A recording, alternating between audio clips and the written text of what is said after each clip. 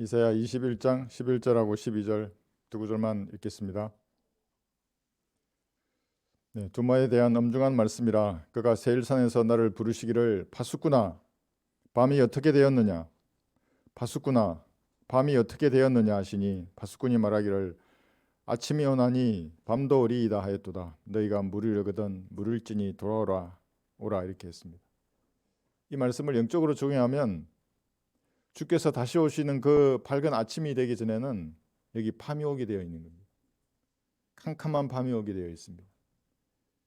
휴거가 가까워지고 주께서 공중에서 여러분의 이름을 부르는 그날이 가까이 다가오면 올수록 그 시대의 밤은 더 칠흑같이 어두워지는 것입니다. 저 언론들이 전부 미쳤잖아요. 여러분 한번 보세요. 저한테 댓글로 욕하는 사람은 좀 미친 사람들이에요. 민주주의인데 왜 자기 주장을 말하지 못하도록 하는 것입니까? 그게 독재라고 하는 겁니다. 민주주의 이름으로. 그래서 공산주의자들은 항상 자기들이 권력을 장악하기 전에는 제일 많이 말하는 게 민주라는 말이에요. 역사상 그렇게 해왔어요. 그래 민주주의를 그렇게 자기가 마치 민주주의에 꽂히냐 이렇게 말하다가 권력을 잡으면 그때부터 돌변하는 것입니다. 이 말씀을 본문을 가지고 파수꾼아 밤이 어떻게 되었느냐 제목으로 말씀을 전하겠습니다. 여호와 하나님께서는 흑암으로 가득 찬 지구에 2000년 전 낮고 낮은 육신의 몸으로 나타나셨습니다.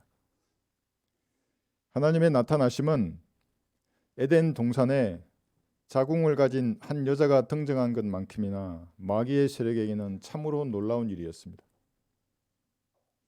전지하시고 전능하신 힘을 가지신 거룩하신 창조주께서 한낱 벌레와 같은 사람으로 나타나신 이 사건을 성경은 경건의 신비라고 기록하고 있습니다.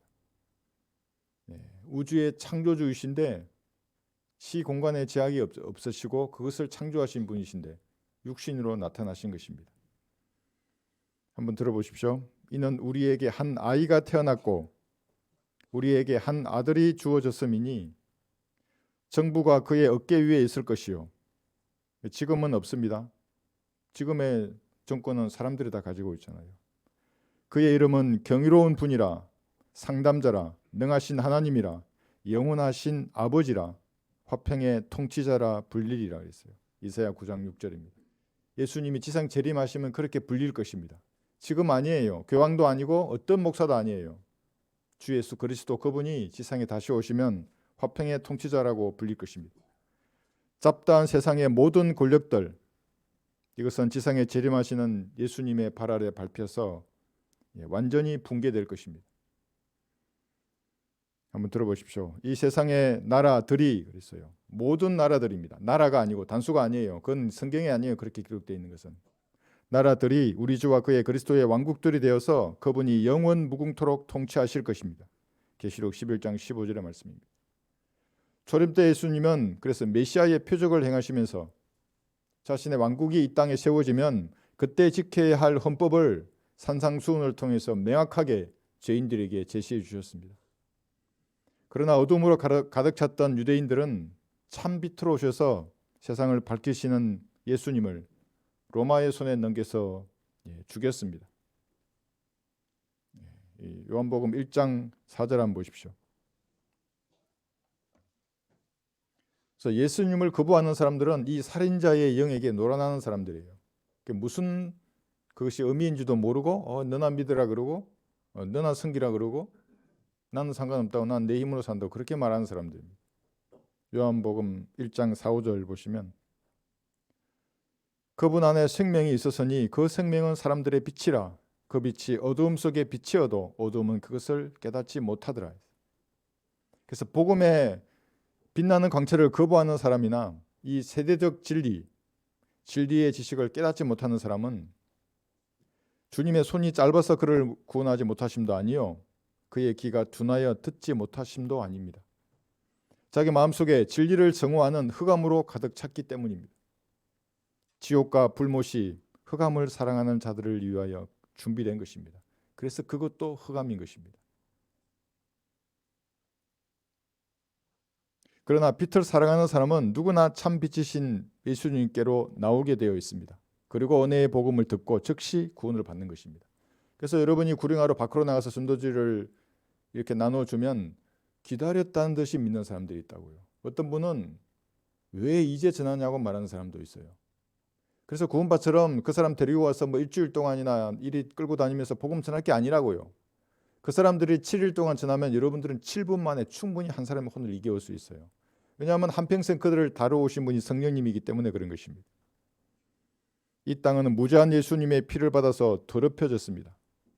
땅이 더럽혀졌습니다. 이 더러움은 대환란의 심판을 통해서 깨끗하게 씻길 것입니다. 들어보십시오.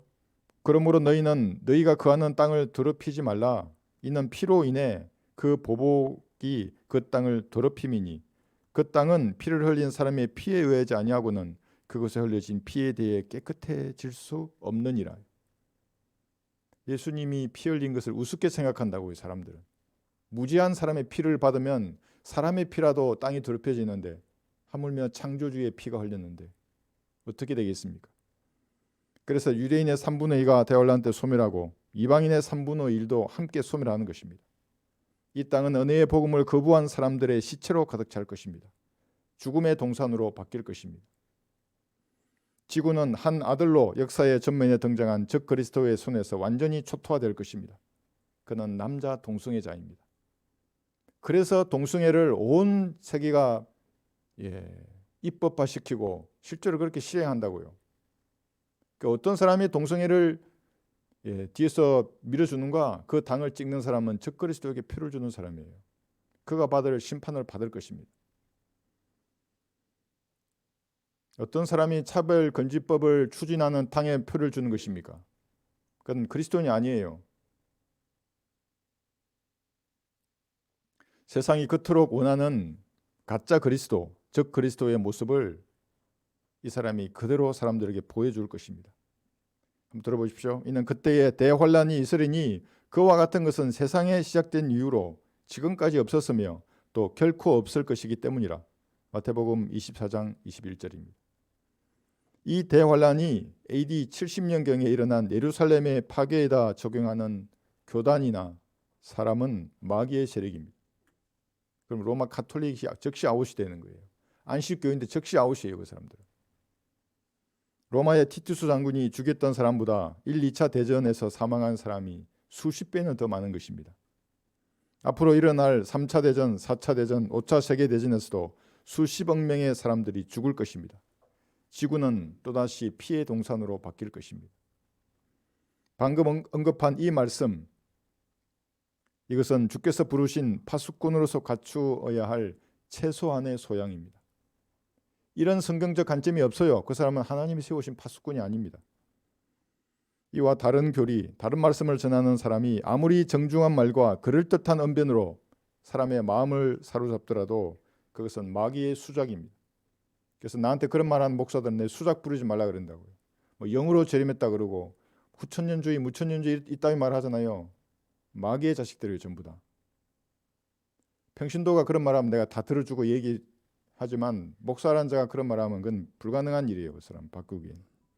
거대한 교단이나 화려한 경력들, 막대한 부를 가지더라도 그것은 하나님께로부터 나오지 않은 것들입니다. 그럼 누가 주었어요? 마귀가 준 것입니다. 전천년주의적 성경권에 맞는 성경적 믿음이 없으면 주께서 세우신 파수꾼의 임무를 결코 감당할 수 없습니다. 그의 열성은 마귀가 7년 동안 다스릴 왕국을 세우는데 이용당하는 것입니다. 그러니까 얼마나 열성적이에요. 그 사람들. 이들이 왕국 건설자들입니다. 킹덤 빌드라고 버젓이 얘기한다고 얘기해요. 수십만 명이 따라가요. 그 사람은. 성경에 대한 올바른 개념이 없는데 어떻게 파수꾼이 되어 외치겠습니까? 불가능한 일입니다. 한글을 사용하는 사람에게 원본 성경이나 영어 성경에 권위를 두게 만드는 사람들, 또는 이 성경 저 성경 옮겨 타면서 믿음을 형성하게 만드는 사람도 파수꾼이 아닙니다. 그러니까 하나님이 세우신 사람들이 아닙니다.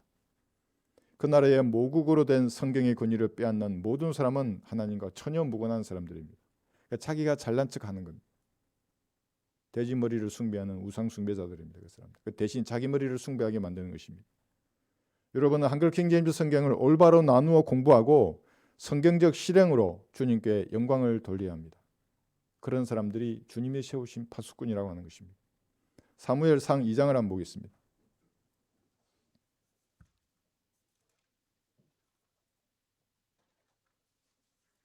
사무엘상 2장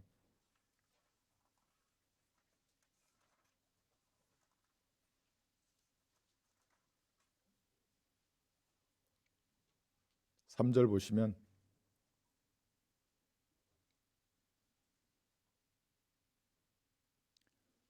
사무엘상 2장 3절 다시는 그처럼 심히 교만하게 말하지 말고 너희 입에서 오만이 나오지 못하게 할지니 이는 주께서는 지식의 하나님이시며 행동들이 그분에 의하여 저울질되기 때문이라 했습니다. 그래서 진리의 지식이 없이는 성경적 믿음의 실행이 불가능합니다. 왜냐하면 하나님께서는 지식의 하나님이기 때문에 그런 것입니다. 지식을 우습게 여기는 사람은 하나님 앞에 우습게 여김을 당할 것입니다. 지식의 하나님께서 진리의 지식이 없는 자를 저울에 달아 측정하면 그들의 행위는 단 1g도 측정되지 않을 것입니다. 그렇게 열성적으로 뭘 일한다 그랬는데 저울에 달았더니만 저울이 안 움직이네요. 0g이에요. 0g. 네? 하나님의 저울로 측정하여 부족함이 보이는 것은 죽음을 의미합니다. 아니 뭐 0g이면 어떻고 1g 뭐 1kg 어때? 이렇게 생각할 수 있잖아요. 뭐 그깟 저울이 뭐 어떠냐고. 죽음입니다. 다니엘 5장을 한번 보십시오.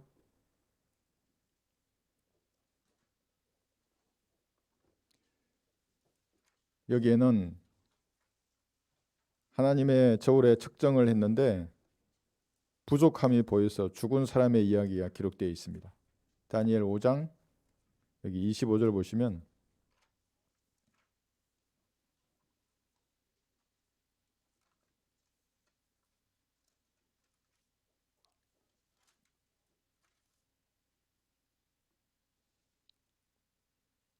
예, 25절 기록된 글은 이것이니 메데 테켈 우파르신 이렇게 했어요. 이 단어는 적에게 포위된 상태에서 벨살살 왕이라는 자가 수많은 여자들과 1,000명의 귀족들과 함께 술을 마실 때에 벽에 나타난 글자입니다. 이 가운데 여기 27절 보세요. 테켈 이게 무슨 말이냐면 테켈은 왕을 저울에 달았더니 부족함이 나타났다 함이요. 그래서 뭐 어쩌란 말이요 이럴 수 있지 않습니까? 저울에 달았는데 내가 부족해 그래서 어쩌란 말인가? 저울에 달아 부족한데 어쩌라고 이렇게 반문할 수도 있는데 30절 보시면 그날 밤에 칼데아인들의 왕 벨사살이 죽임을 당하고 있어요. 죽었어요. 저울에 달았더니 부족하니까. 그리스도인을 측정하는 저울에는 여러분의 행위가 아니라 예수님의 완벽한 의가 올려져 있기 때문에 부족함이 전혀 없습니다. 그 무게를 가진다고 그것은. 근데 자기 의를 거기에 올리면 없어요. 0g이에요. 구원받아도 성경대로 하나님을 섬기지 않아요. 파수꾼이 아니에요. 0g이에요. 그 사람은. 그 뭘 바치고 꾸미고 한평생 하나님을 섬긴다고 하는데 0g이에요. 그게. 지상 삶을 살 때 부족함이 없는 사람이 되려면 이 말씀을 올바로 나누어 공부해야 합니다. 그래야 지식의 하나님께서 찾으시는 파수꾼이 되는 것입니다. 그래야 무게를 가져요. 단 1g이라도. 그렇지 않으면 1g의 행위도 무게를 갖지 못한 헛된 인생을 살다가 그리스도의 심판석에서 거짓골로 주님 앞에 설 것입니다. 그리스도의 심판석을 언급할 때는 무엇을 생각해야 하면 주님의 두려우심을 생각해야 됩니다. 지옥에 던지진 않지만 주님이 1대1로 물으신다고 너 왜 그렇게 살았냐고. 주님의 두려우심이에요 그것이. 뭐 그때도 대충 한번 지나가겠지. 그렇지 않아요. 베드로에게 어떻게 질문하시는지를 잘 봐요. 날카로운 질문을 하실 것입니다. 파수꾼은 높은 망대로 올라가서 접근하는 것이 무엇인지 성경대로 외치고 성경대로 경고를 전파하는 것이 그의 임무입니다. 삶의 목적입니다. 생존의 이유입니다. 왜 사는 것입니까? 그리스도인이. 말씀과 무관한 삶은 무익한 삶입니다. 약탈하는 세력이 다가오는데도 경고를 하기는커녕 그들과 오히려 한패가 되어서 순진한 사람들을 미혹하는 것은 강교한 일이들입니다. 파수꾼이 아닙니다. 들어보십시오.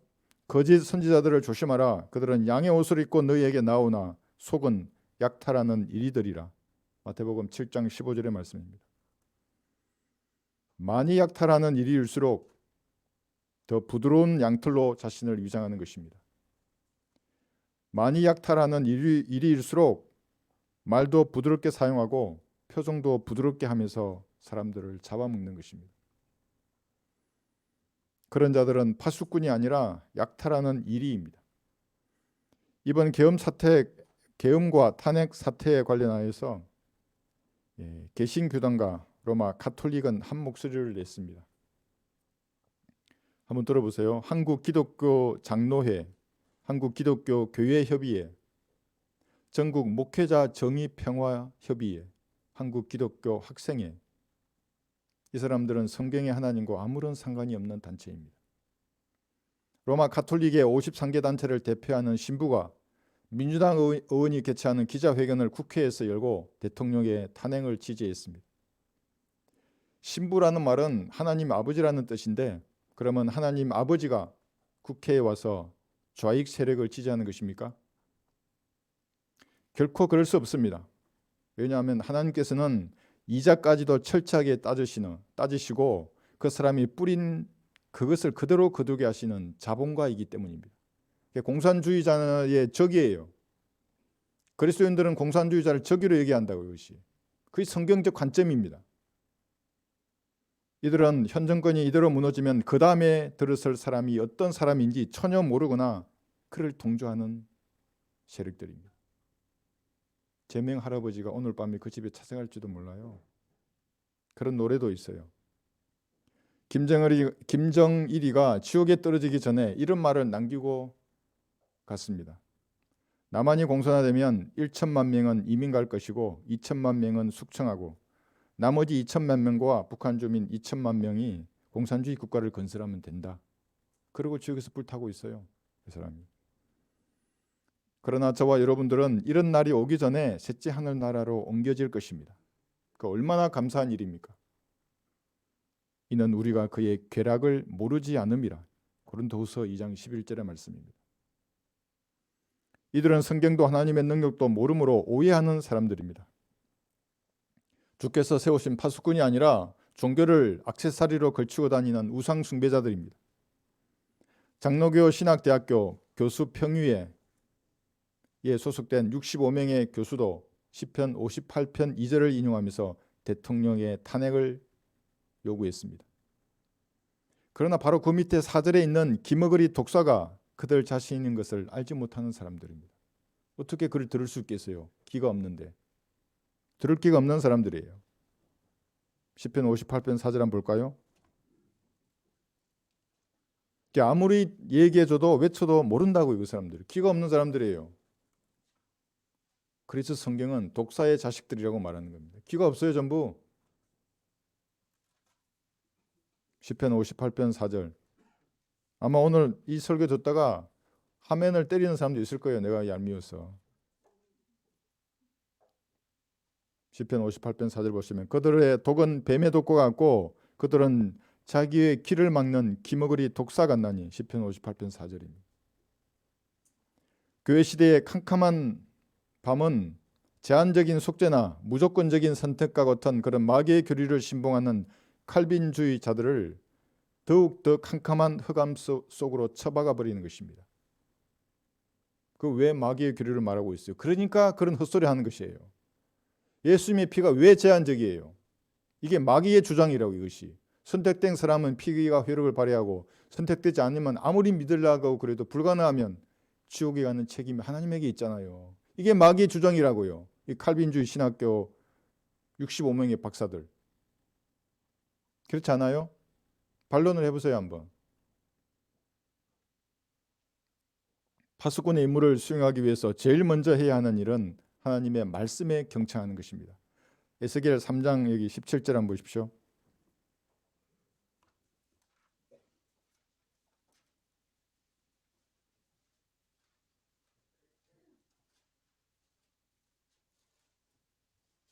에스겔 3장 17절.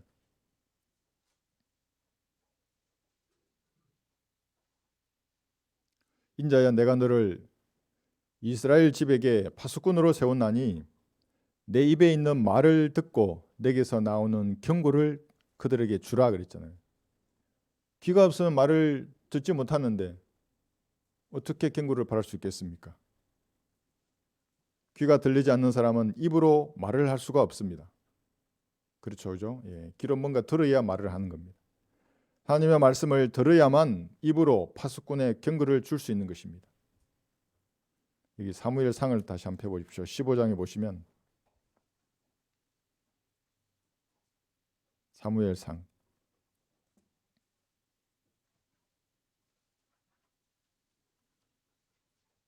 그래서 지옥에 가는 사람들은 전부 귀가 없는 사람들이에요.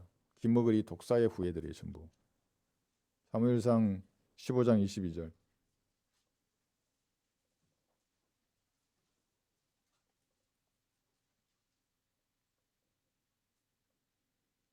그러자 사무엘이 말하기를 주께서 번제와 희생제를 주의 음성에 복종하는 것만큼 크게 기뻐하시나이까? 보소서 복종하는 것이 희생 제물보다 낫고 경청하는 것이 순양의 기름보다 낫나이다. 경청 안에서 어떻게 되었습니까? 사울은 왕의 자리를 잃고 비참하게 죽었습니다. 그래도 사울은 할 말이 있었습니다. 여기 15절 보시면 보세요. 15절. 사울이 말하기를 무리가 그것을 아말렉인들에게 끌고 왔으니 이는 백성이 주 당신의 하나님께 제사를 드리려고 양들과 소들 중 가장 좋은 것으로 남겨둔 것이며 나머지는 우리가 완전히 멸하였나이다 하더라. 다 멸하라고 했는데 왜 남겨두냐고요. 제사 드리려고 하나님을 위해서 이거 남겨뒀다 말하는 거예요. 성경대로 하나님을 섬기지 않는 이 행위는 사울이 주님의 말씀에 경청하지 않고 자기 마음대로 제사 드리는 열성과도 같은 것입니다. 그러니까 열성이 얼마나 대단해요. 여러분 신천지 교인들의 열성을 보셨어요? 얼마나 대단해요, 그 사람들. 설교라는 것은 목사의 주장을 뒷받침하는 말씀을 듣는 것이 아니라 하나님의 말씀에 경청하는 것입니다. 말씀의 의미를 제가 강론하는 거예요.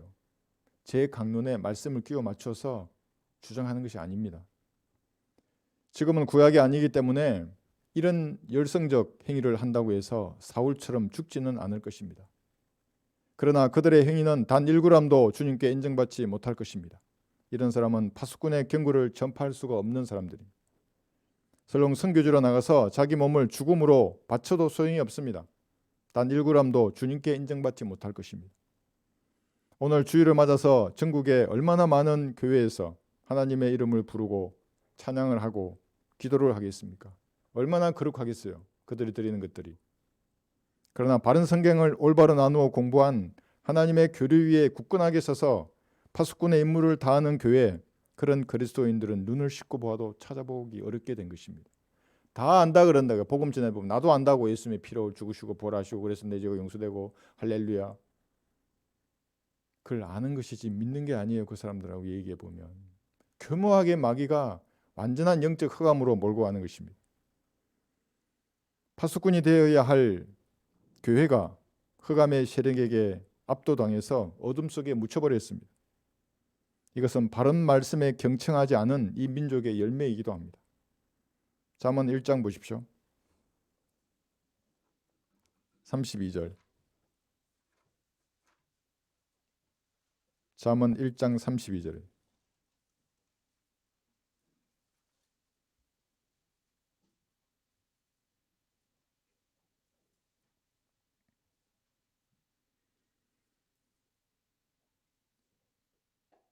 잘하셨죠? 예, 잠언 1장 32절 33절 보시면 우매한 자들의 돌이키면 그들을 죽이며 어리석은 자들의 번영은 그들을 멸망시키느니라. 그러나 내게 경청하는 자는 누구나 안정하게 거할 것이요 악의 두려움에서 벗어나 편안하리라 하는도다. 돌이키는 거, 번영하는 거 이거 좋은 것이지 않습니까? 돌이키고 번영한다는 것이. 근데 어떤 사람은 돌이켰는데 죽고 번영하는데 멸망을 당하는 것입니다. 하나님의 말씀에 진지하게 경청하지 않는 사람입니다. 입술로는 하나님을 찾는데 마음은 세상의 허영에 들떠 있는 사람들입니다. 그 얘기해 보면 뭔가 이상하죠, 여러분들이. 왜이지 이 사람은? 때게 되면 철새처럼 날아가 버리는 것입니다. 이들이 어떻게 부패한 세상을 향해서 하나님의 말씀으로 경고를 던지는 파수꾼의 일을 수행할 수 있겠습니까? 불가능한 일입니다. 그러나 하나님의 말씀에 경청하여서 복종하는 사람은 두 가지를 약속해 주셨는데, 첫 번째가 뭐였습니까? 안전하고 악의 두려움에서 벗어나 자기 본연의 임무를 충실히 수행할 수 있게 되는 것입니다. 욥기 5장 단 볼까요? 욥기 5장 20절에서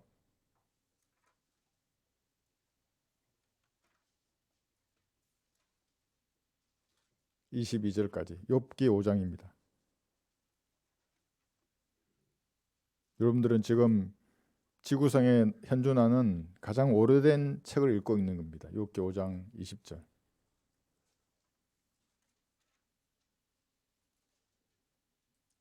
그런데 이것이 그리스도인에게 그대로 영적으로 적용할 수 있습니다.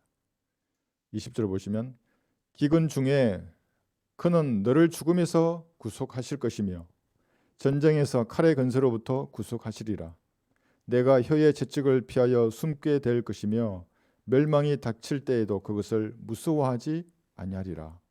내가 멸망과 기근을 비웃을 것이며 땅의 짐승들을 무서워하지 아니하리라. 그리스도인은 지금부터 영원토록 안전한 사람입니다. 다만 믿지 않기 때문에 매일 두려움 속에서 사는 것입니다.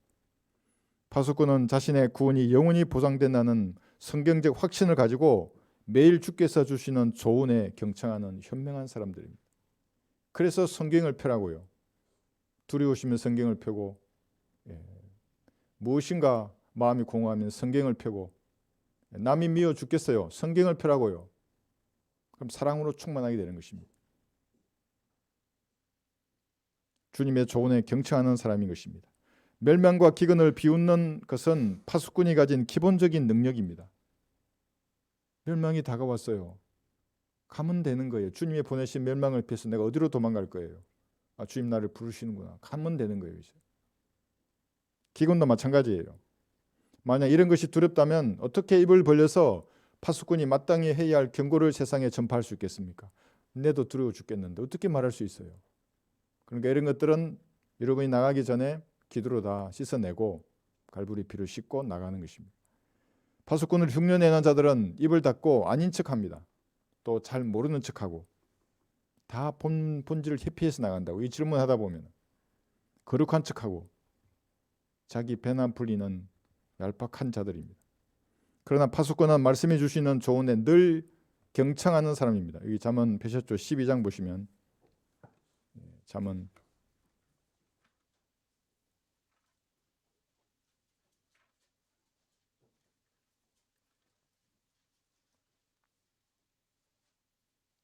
12장 15절에서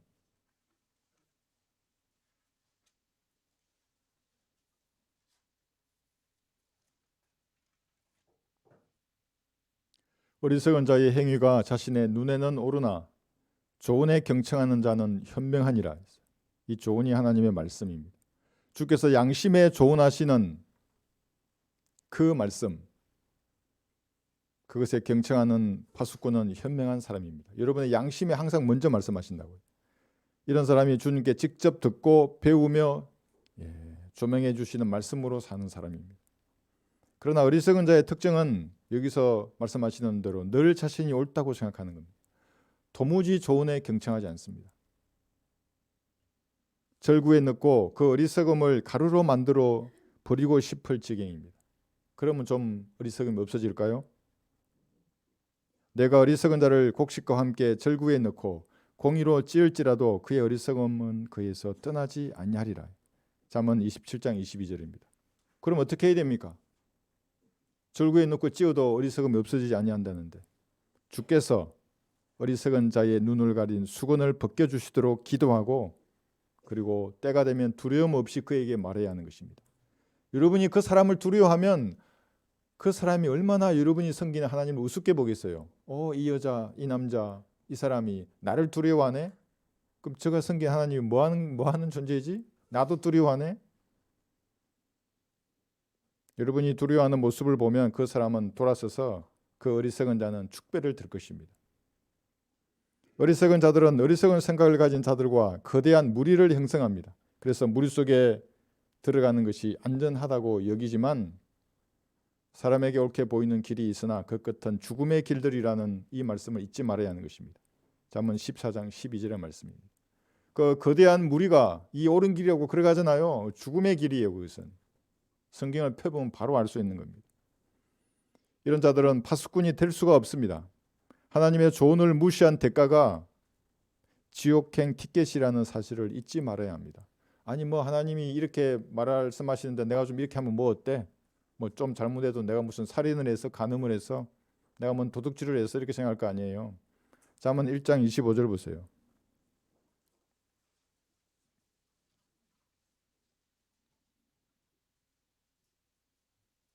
잠언 1장 25절에서 27절.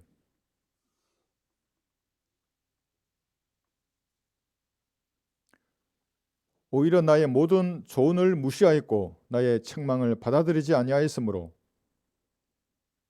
아니 난 하나님께로부터 조언을 들은 적이 없는데요. 파수꾼들이 있잖아요. 여기 수많은 파수꾼들이 전도지를 뿌렸잖아요. 작년에는 올해는 우리가 9만 장 이상이나 뿌렸어요. 그 파수꾼의 외침이에요. 그것이.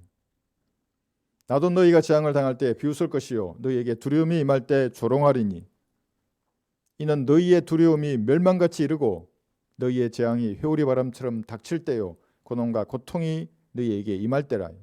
30절 보세요. 그들은 나의 조언을 결코 원치 아니하며 나의 모든 책망을 경멸하였도다. 그러므로 그들은 자기들의 행위의 열매를 먹고 자신들의 계략들로 배부르리라. 어디서 배가 부른 것입니까? 지옥에서 자기 행위의 열매를 먹고 엄중한 계략으로 배가 부를 것입니다. 영원토록. 자기 앞에 지옥이 예비된 자들이 어떻게 파수꾼의 경고를 전파할 수 있겠습니까? 지옥에 갈 구원받지도 못한 사람인데 어떻게 파수꾼의 임무를 할 수가 있겠습니까? 불가능한 일입니다. 하나님의 조언을 무시한 자들이 뭉쳐있는 시궁창에서 어떻게 파수꾼의 경고를 전파할 수 있겠습니까? 불가능한 일입니다. 사도행전 4장을 볼까요? 좋은 파수꾼의 예를 사도들이 보였어요. 사도들도 여러분과 똑같은 성정을 가진 사람이었습니다. 육신을 가진. 그러니까 성령으로 충만했더니 사람의 눈치를 보지 않고 말했습니다. 사도행전 4장 19절 20절 보시면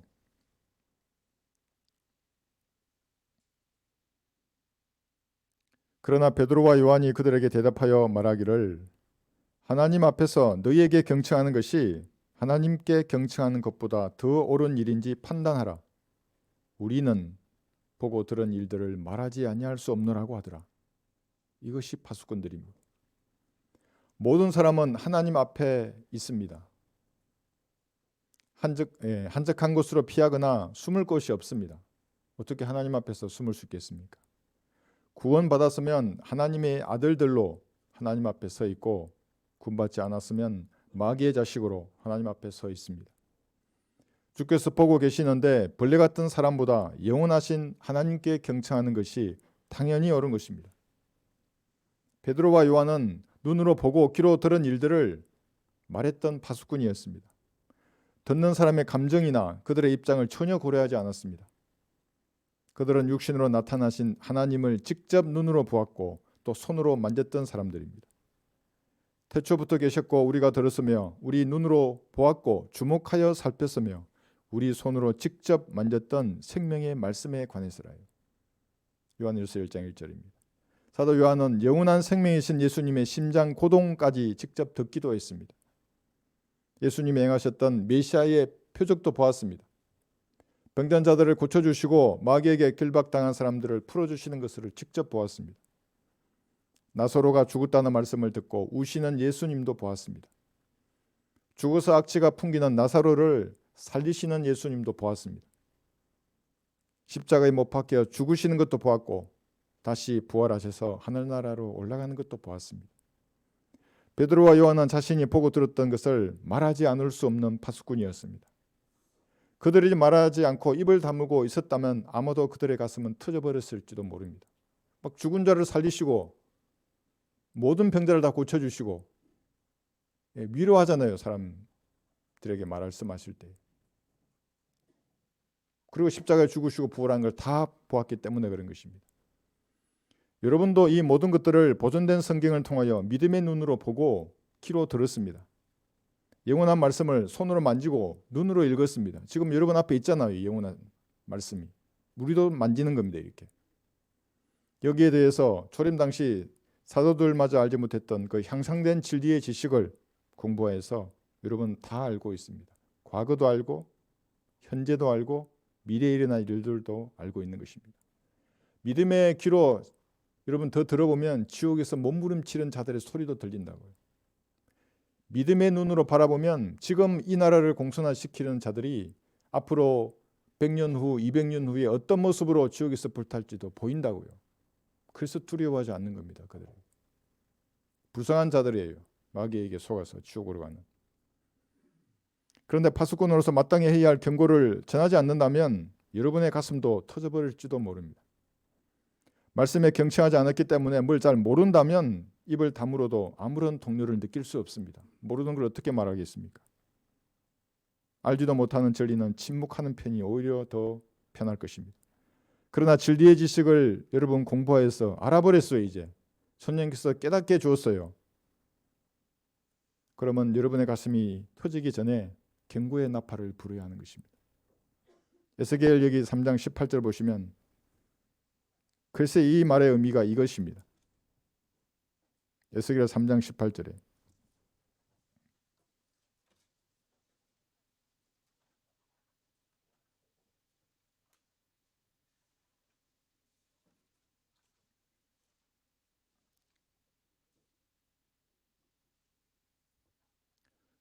내가 악인에게 말하기를 너는 반드시 죽으리라 할 때에 내가 그에게 경고도 주지 아니하고 그 악인에게 그 약한 길에서 떠나라고 경고하여 그의 생명을 구하라 말하지도 아니하면 바로 그 악인은 그의 죄악 가운데서 죽을 것이나 나는 내 손에서 그의 피를 요구하리라.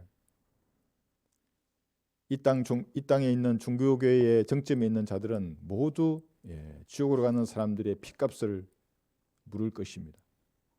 구약이라면 경고를 듣지 못하고 죽은 사람의 피값대로 경고하지 않은 사람이 죽을 것입니다. 그러나 지금은 경고를 하지 않아도 죽은 사람의 피값을 주께서 여러분에게 요구하지는 않을 것입니다. 그 대신 그리스도의 심판석에서 여러분이 파수꾼의 임무를 저버렸던 이유를 예수님께 설명해야 할 것입니다. 왜 그렇게 했는가? 어떻게 세상과 함께 놀아났는지 그 낭비했던 시간에 대해서 소상하게 주님 앞에 설명해야 하는 그날이 다가오고 있는 것입니다. 이것을 두려워하라고 말했습니다. 사람들은 우습게 여긴다고요. 세상이 볼 때 파수꾼은 분리주의자입니다. 흑백주의자예요. 세상을 혼란케 하는 트러블 메이커입니다. 이 땅의 종교 지도자는 이런 평판이 자신의 사회적 지위를 저해하는 불편한 요소가 될까 봐 고민하는 자들입니다. 파수꾼이 아닙니다. 그 사람들은. 이번에 계엄령과 탄핵에서 그 목사들의 설교를 봤잖아요. 정확히 정중앙이래요. 이쪽도 아니고 이쪽도 아니고. 파수꾼들이 아닙니다. 세상 기준으로 그리스도인을 평가하면 여러분들은 분위기를 망치는 사람입니다. 눈치 없는 사람이고 때로는 재수가 없는 사람입니다. 술꾼들에게는 술맛을 떨어뜨리게 만드는 사람이고 창녀나 도둑이나 사기꾼들은 여러분들을 경멸할 것입니다. 시궁창에 빠진 자들이 갑전 진주를 그렇게 보는 것은 당연한 것입니다. 이번에 제가 그 계엄에 관련된 성경적 관점을 올렸잖아요. 평생 전화 안 오던 나 국민학교 동창이 전화가 왔어요. 부산에서. 야, 네가 보여서 전화했어. 그래. 뭔 일이냐고. 야, 여기도 난리다 이러면서. 복음을 다시 전해야겠지만 그래도 뭔가 옳다는 것이 그 사람의 마음에 다가오니까 전화를 준 것입니다. 예수님께서는 유다 이스카리옷 이 사람이 자살하기 전까지 그에게 계속 질문함으로써 괴롭혔습니다. 베드로가 예수님을 3번 부인했을 때 예수님은 그의 눈을 쳐다보면서 비통하게 울도록 만들었습니다. 베드로를 괴롭힌 것입니다. 그래서 다시 나중에 주님을 사랑한다고 말하게 되는 것입니다. 바울은 구원받기 전에 말을 타고 다니면서 그리스도인을 잡으러 다닐 때 예수님이 나타나셨습니다. 바닥에 떨어져서 엎드려 울던 바울은 괴롭고 아팠을 것입니다. 사람들의 죄에 대해서, 사람들의 의에 대해서, 심판에 대하여 책망하시는 성령께서도 죄인의 사정을 봐주지 않으십니다. 괴롭게 하시는 것입니다. 그러니까 정직하게 반응하면 구원을 받는 겁니다. 그게 부정적이니까 사람 거부하려고 하는 것입니다. 주께서 세우신 파수꾼도 말씀을 전하면 누군가가 괴로워하다가 어떤 사람은 주님께로 다가서고 어떤 사람은 여러분을 떠나버릴 것입니다. 그래도 파수꾼으로서 해야 할 말을 해야 하는 것입니다. 스데판이 성령으로 충만해서 사람들에게 말씀을 전했을 때 그들이 어떤 반응을 보였습니까? 정오하다가 돌로 쳐서 죽여버렸습니다. 점치는 영에게 사로잡힌 어떤 여인이 바알과 실라에게, 이 여인이 이렇게 말했어요. 이분들은 지극히 높으신 하나님의 종들이라 우리에게 구원의 길을 전하신다고. 그러니까 이 말을 들은 바울이 마음이 아픈 겁니다. 여인이 불쌍했고. 그래서 마귀들을 쫓아냈습니다. 그런데 이런 하나님의 일을 목격한 그 여인의 주인들은 바울과 실라를 붙잡아서 관원들에게 끌고 왔던 것입니다. 사도행전 16장 한번 볼까요?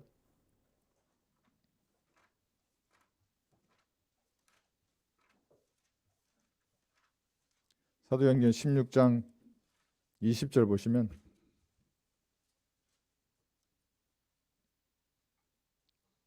이 평가가 여러분들에 관한 세상의 평가입니다.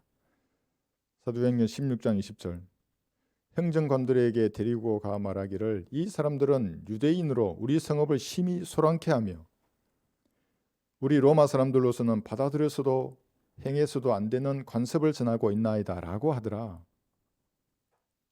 이게 무슨 말입니까? 즉 그리스도가 통치하는 세계 시민으로서는 받아들여서도 행해서도 안 되는 관습을 전하는 사람들, 이들이 이 시대의 파수꾼들입니다. 그리스도인을 바라보는 세상의 시각은 시간이 지날수록 점점 더 싸늘해질 것입니다. 22절 보시면 무리가 일제히 그들을 반대하고 이르서니 그 행정관들이 그들의 옷을 찢어 벗기고 때리라고 명령하니라. 그리하여 그들을 많이 때린 후 감옥에 집어넣고 간수에게 잘 지키라고 명령하니 임무를 부여받은 그 사람들이 그들을 안쪽 감옥에 집어넣고 착고로 그들의 발을 채우더라. 결국엔 이렇게 할 거예요, 그들이. 그래서 그 전에 우리를 데려가시는 겁니다. 신부를 사랑하시는 주님께서. 이재명 대표가 약속한 차별금지법, 이것의 시초가 여기에 있는 겁니다. 감옥에 집어넣는다고요. 성경대로 말씀을 전파하면. 다른 사람들을 불쾌하게 만들었다고. 이런 사람이 정권을 잡는 길을 내어주는 이 나라 기독교교의 지도자들은 모두 마귀의 종들입니다. 진짜로 마귀의 종이라고요. 귀없는 독사의 세대입니다. 그 사람들이. 주께서 늦게 오시면 은혜의 복음을 전하지 못하는 세상에서 여러분들이 살게 될 겁니다. 그러면 길거리에는 저주받을 다른 복음을 전하는 사람으로 가득 찰 겁니다. 물티슈 나눠주겠죠. 믿으라 그러고. 그걸 보면 아니에요. 이게. 제 전도지를 복사해 가더라도 거기서 핵심 구원받는 핵심 단어는 다 빼보고 자기들의 교단 교리를 집어넣는다고 사람들이. 이런 다른 복음이 이 나라를 가득 채울 것입니다. 그날이 오기 전에 복음을 전하는 일에 어떤 행태로든지 여러분들은 참여해야 합니다. 주께서 세우신 파수꾼은 이처럼 세상을 소란케 하는 자라는 낙인을 항상 받아왔습니다. 과거나 현재나 미래에도 다를 것이 하나도 없습니다. 주께서 지상에 재림하시는 그날까지는 계속해서 그들은 낙인을 찍을 것입니다. 그러다가 결국에는 바울의 목을 쳤던 그 세력이 대혼란 때에는 혼란 성도의 목을 칠 것입니다. 그러나 저와 여러분들의 목에는 그들이 감히 손대지 못할 것입니다. 모두 셋째 하늘로 올라가기 때문에 그렇습니다. 그리고 지상의 주님과 함께 다시 내려와서 모든 적 그리스도의 세력을 진멸할 것입니다. 그들의 피가 튀어서 말과 이런 옷을 다 적실 것입니다. 이때가 되면 비로소 땅 위에 평화가 임할 것입니다. 지금이 아니라 지상에 재림하신 그때에 평화가 임하는 것입니다. 여러분은 전쟁의 결말을 미리 알고 지금 영적인 전투를 수행하고 있는 것입니다. 인본주의 말에 물든 사람들은 올바른 하나님의 말씀과 예언을 받아들일 수가 없습니다. 어떤 사람은 제가 윤석열이가 좋아서 그를 추종한다 그러는데 제가 어떻게 그 사람을 좋아할 수 있겠습니까? 그 개인을, 손에 왕자 새기고 나온 사람을. 그러나 그 정권이 은혜의 복음과 성경적 진리의 지식을 전파하도록 만드니까 그를 위해 기도하는 거예요. 한쪽은 복음을 전하지 못하도록 막잖아요. 구원받은 사람이 이재명을 주어서 따라가는 거예요. 여러분들은 그들이 듣든지 그만두든지 간에 파수꾼으로서 하나님의 말씀해 주시는 경고를 그들에게 전해야 하는 것입니다. 예수님께서는 캄캄한 밤과 같은 이 교회 시대에는 평화의 왕이 아닙니다. 여러분에게 평화가 있다면 구원받은 성도의 마음에 있는 내적 평화입니다. 죄인들에게 평화가 있다면 예수님을 구주로 영접하여 수 없는 그 평화밖에 없어요. 나머지는 전부 거짓 평화입니다. 마태복음 여기 2장 2, 3절 한번 보십시오. 예수님이 처음 나타나셨다는 소식을 들었을 때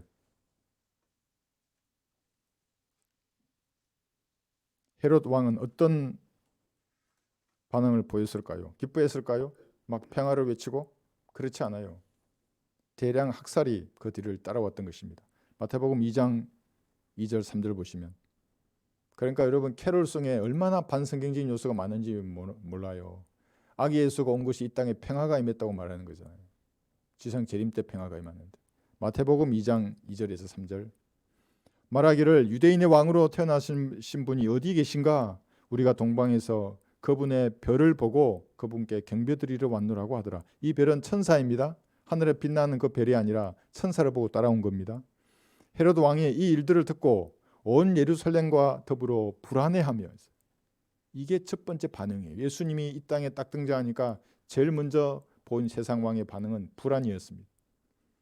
예수님의 출생을 들었던 헤롯이 처음 보인 반응은 평화가 아니라 불안이었습니다. 그리고 여기 16절을 보십시오. 대량 학살이 일어나는 겁니다.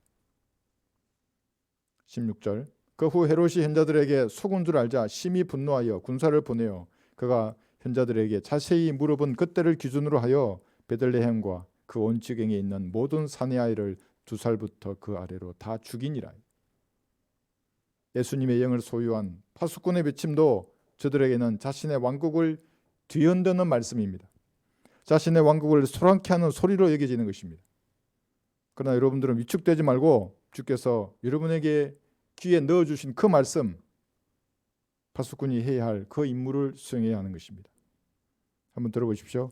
주께서 내게 이같이 말씀하시기를 가서 파수꾼을 세우고 그가 보는 것을 선포하게 하라. 이사야 21장 6절입니다. 여러분에게 주시는 말씀입니다. 왜 파수꾼을 하여금 선포하게 하는 것입니까?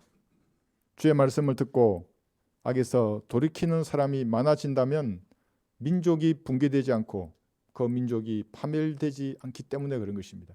그래서 파수꾼들이 세웠어요. 근데 파수꾼들이 죽으면 민족도 죽게 되어 있습니다.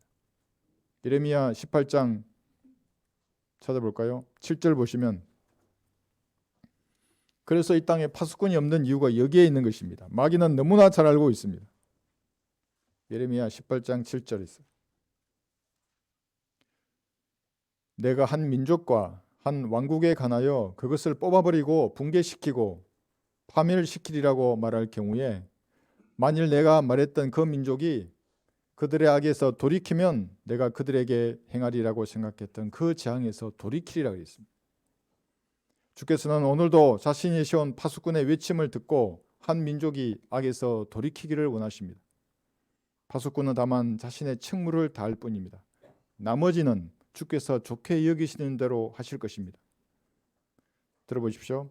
주께서 집을 짓지 아니하시면 집을 지키는 자들의 수고가 헛되며 주께서 성읍을 지키지 아니하시면 파수꾼이 깨어 있음이 허사로다요. 시편 127편 1절의 말씀입니다. 우리 교회는 바른 성경에 따라 올바르게 판단하고 세상을 책망해야 합니다. 그리고 다가오는 심판과 지옥을 그들에게 경고해야 합니다. 그렇게 해서 이 민족이 저지른 죄악의 잔이 조금이라도 줄어든다면 주께서 자유 대한민국을 붕괴시키고 파멸시키지 않을 것입니다.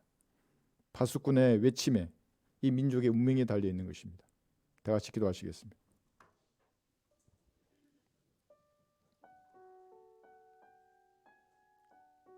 지금 방송을 보고 계시는 분들이거나 이 자리에 모이신 분들은 주님이 여러분을 파수꾼으로 부른 분들입니다.